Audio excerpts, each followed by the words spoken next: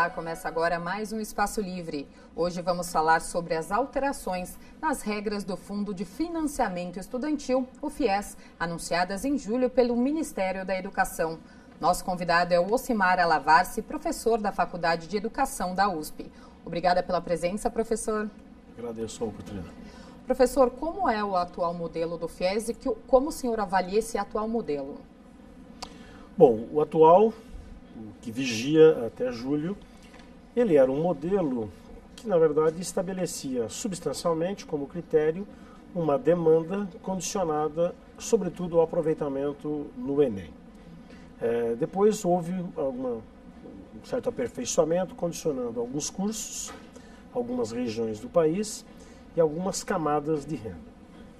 O novo modelo, ele altera profundamente, porque ele fixa, primeiro, um patamar muito inferior na concessão de financiamentos. Nós vamos baixar agora para em torno de 300 mil, e já havíamos tido mais de 1,5 milhão de contratos. Depois, esses contratos, né, em torno de 300 mil contratos, eles são segmentados em 3 tipos, e entra em cena um controle muito mais financeiro desses financiamentos do que elementos de ordem social ou pedagógica.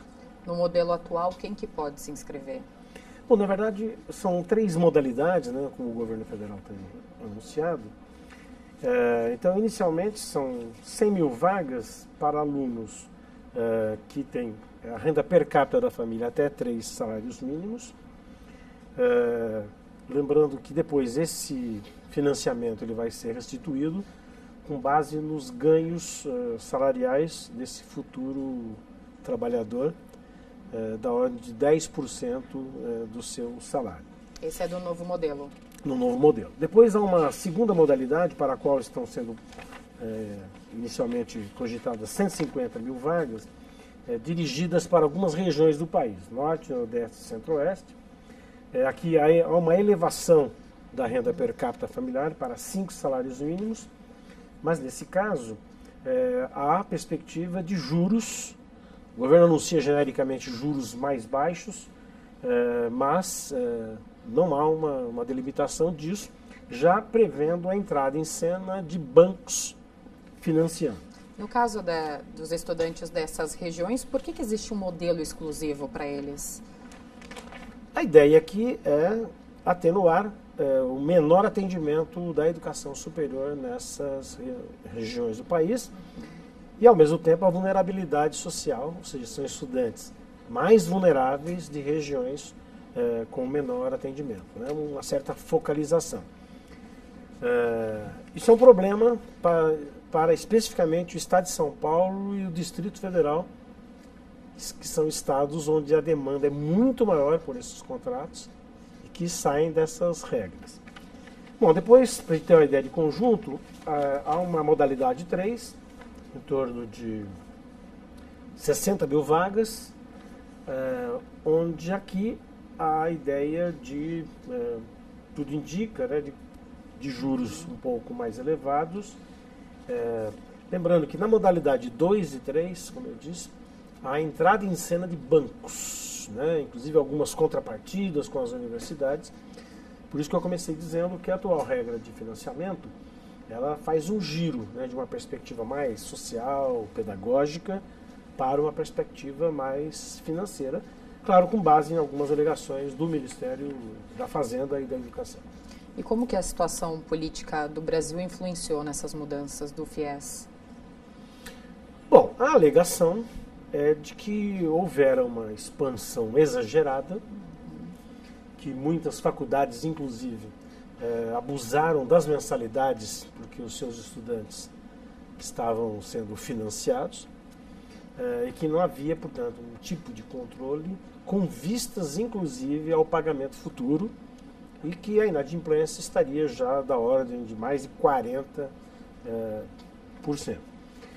Contudo, se o Brasil chegou a ter mais de 1,5 milhão de contratos, né, essa nova modalidade, ou essas novas modalidades, são 3, reduz isso drasticamente para um patamar de 300 mil contratos, contrastando com uma situação, que eu depois gostaria de detalhar, da educação superior no Brasil e das demandas de crédito que essa situação exige.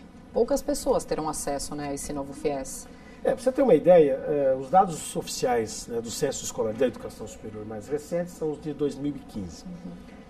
Esse atraso na divulgação é porque o censo, né, da educação superior exige uma série de sofisticações, né, nos levantamentos, mas isso não mudou muito nos dias atuais.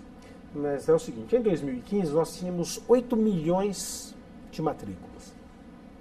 Dessas, 6 milhões, olha, de grandeza, em torno de 75%, em instituições privadas.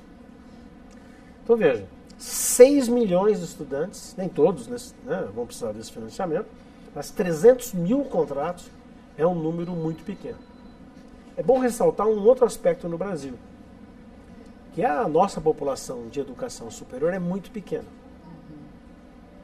A educação superior, como formação de força de trabalho mais qualificada, é uma necessidade para o desenvolvimento econômico do país, além de outros atributos, como preparação para pesquisa, o próprio alargamento, né, cultural dessas camadas que vão para a educação superior.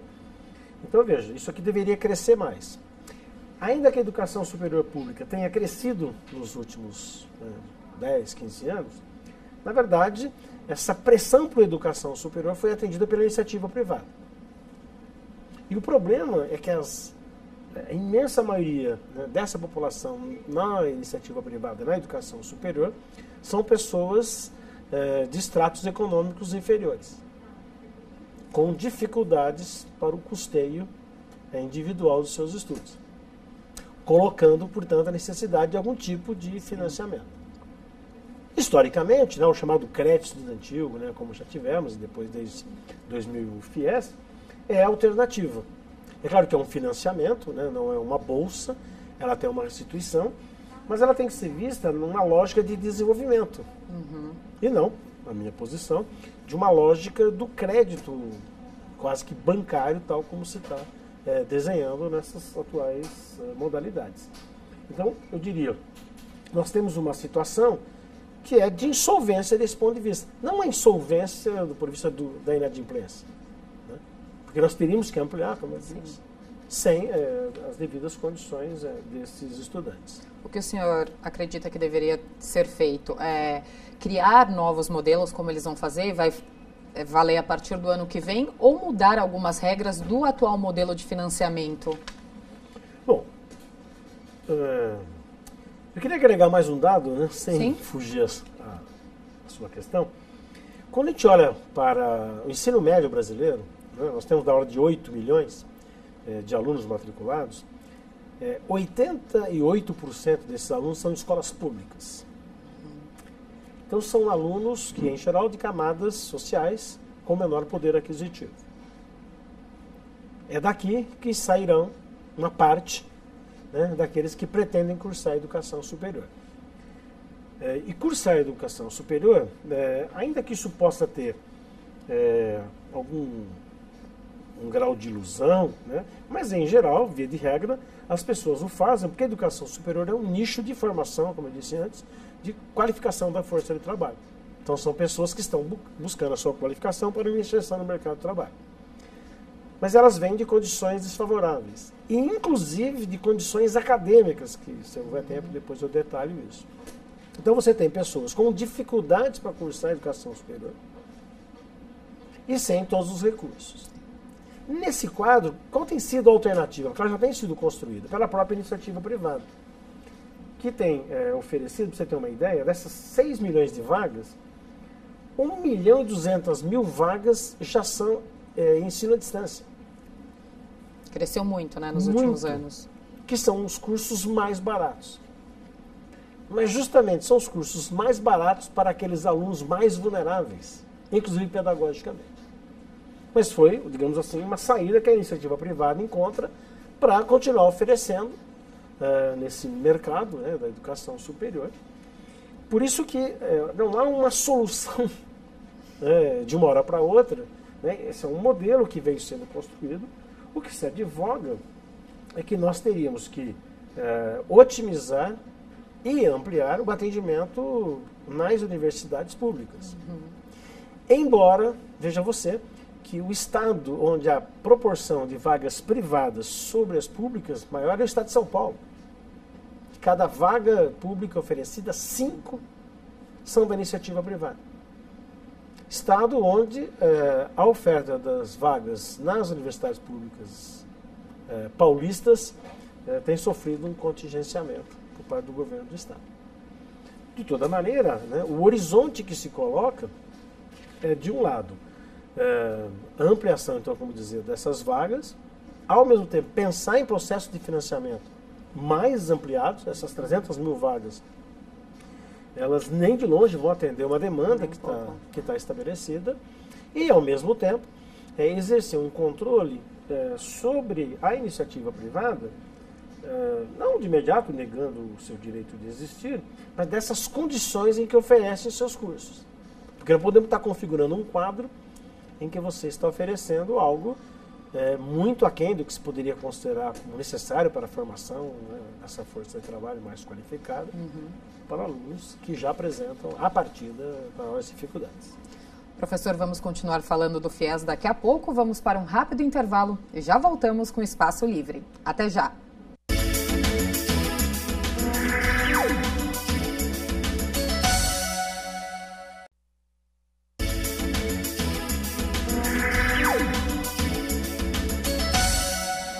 De volta com o Espaço Livre, hoje sobre as regras para o FIES. Nosso convidado é o Ocimar Alavarce, professor da Faculdade de Educação da USP. Professor, os estudantes de baixa renda, né, eles são o foco do programa. O senhor acredita que nesse novo modelo eles vão ter problemas na hora de conseguir o benefício? Bom, o problema é a quantidade de contratos que estão sendo oferecidos, né? 100 mil para a modalidade 1, para a renda per capita até 3 salários mínimos, 150 para a modalidade 2, que concentra em algumas regiões, Norte, Nordeste e Centro-Oeste, e a modalidade 3, que amplia para 5 salários mínimos, mas tem regras de restituição desse dinheiro já com um mecanismo de cobrança de juros. Um outro problema que se coloca isso não está evidente, né, é o condicionamento à renda oferida no mercado de trabalho após a conclusão, porque não está fixado o prazo de inserção no mercado de trabalho, em qual ocupação. Mas o grande entrave é essa quantidade de contratos que está sendo oferecido. Então, se é possível dizer que tem havido alguns problemas, né, na liberação de recursos no quadro anterior, né, passou-se agora por uma restrição que, diante desses números, evidentemente que são números os que oferecidos agora, eu diria, insuficientes. Há um outro aspecto que eu gostaria de destacar, Lógico, que é um fenômeno na educação superior e que o programa anterior procurava atenuar, que são os números relativos à evasão. Das vagas oferecidas, né, nós temos tido por ano mais de 500 mil vagas não ocupadas. Se você tomar um curso aí de 4 anos, você vai somar quase 2 milhões de vagas. E isso tem sido motivado, né, por um alto índice de evasão.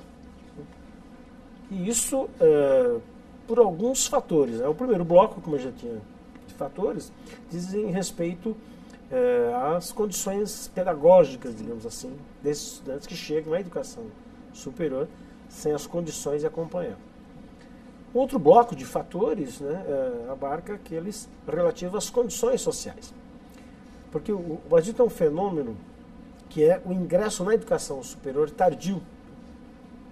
Uma parcela significativa dos nossos alunos estão acima de 30 anos, que tem uma série de outros compromissos familiares, sociais, que por si só já dificultam a frequência, somado às vezes às dificuldades econômicas.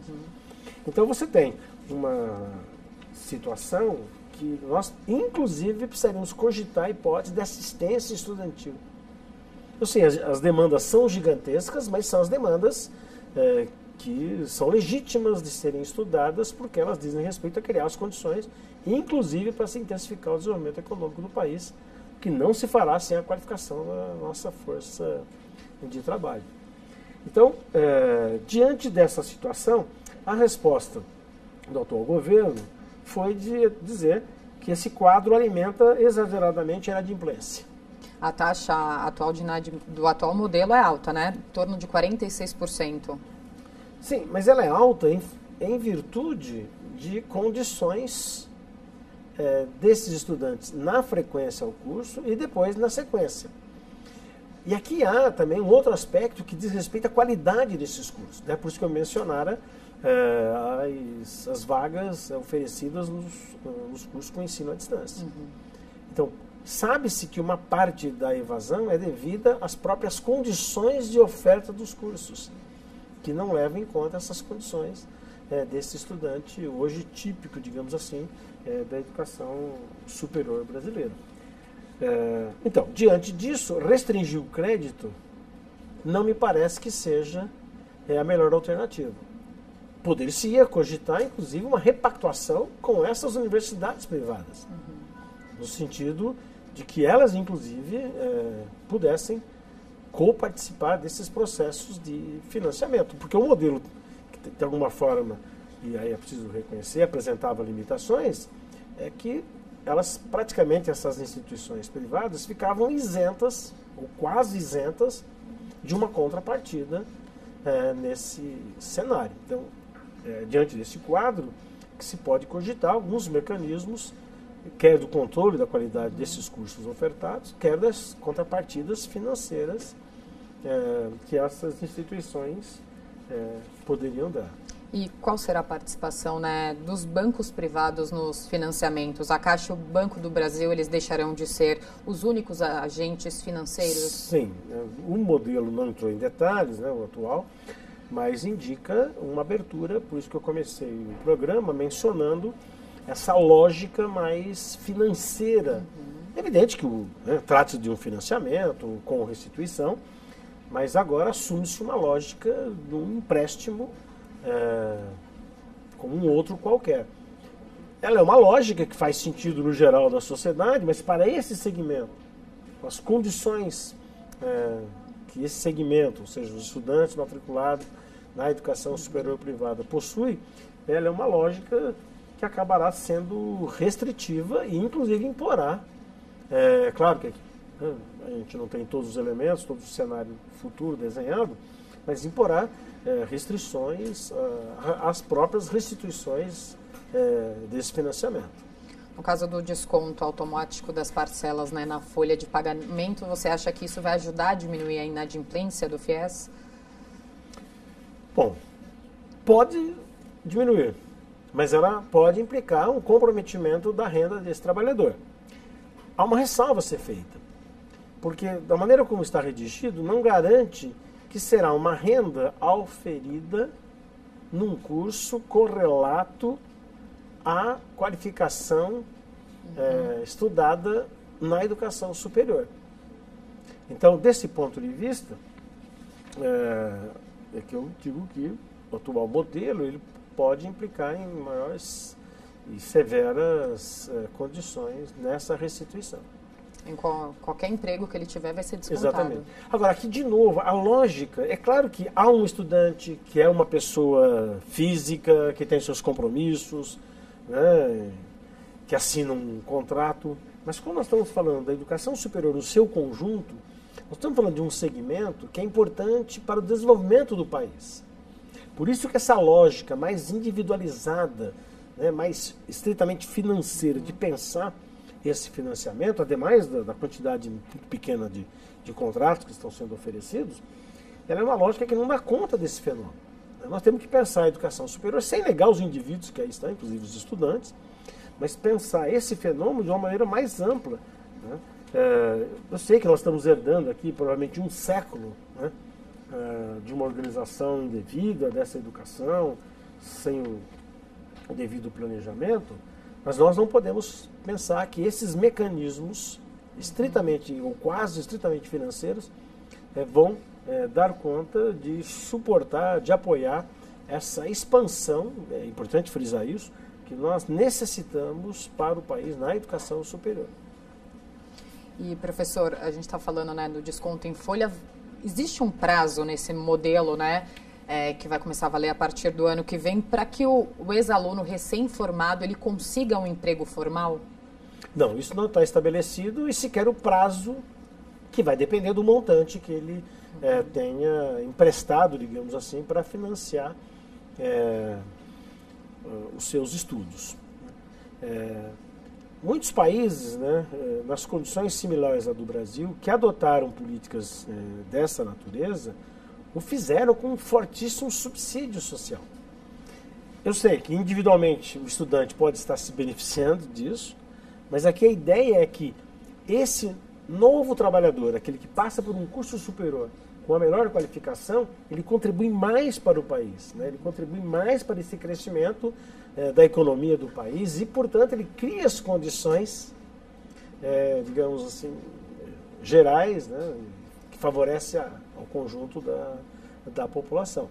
Então, de novo, o atual modelo tem um raciocínio mais individualizado, né, dessa lógica e, portanto, não que alguns problemas apontados não façam sentido, né?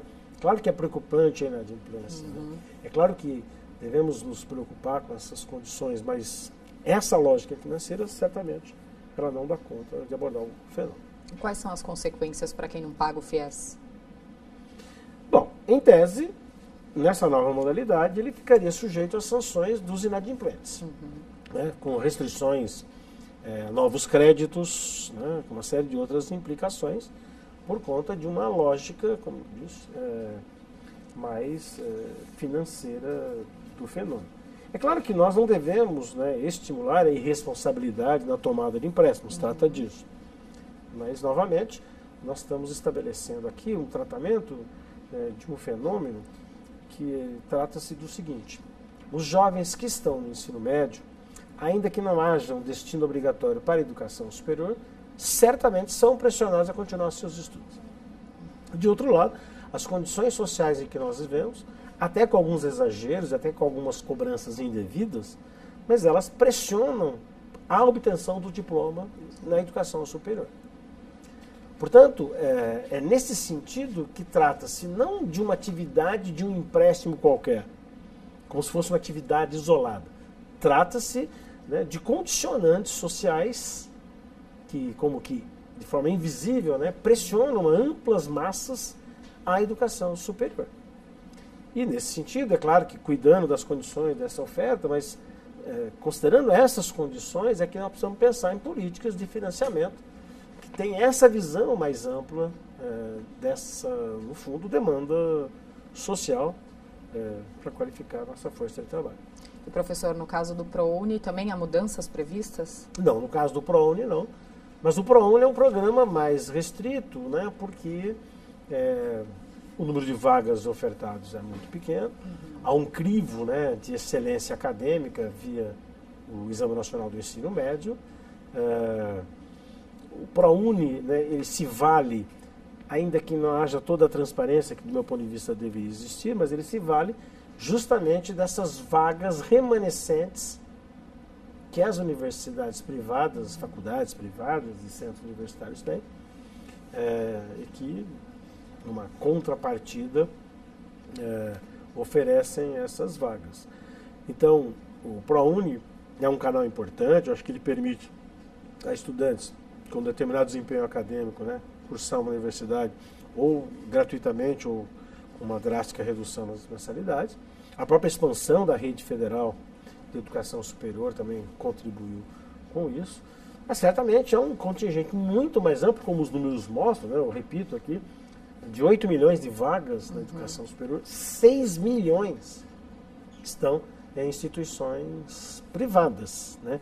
Então, no curto prazo, né, o atendimento disso, né, de forma gratuita está fora do nosso alcance, né? Por isso que é preciso pensar como atenuar os custos, né, desse processo.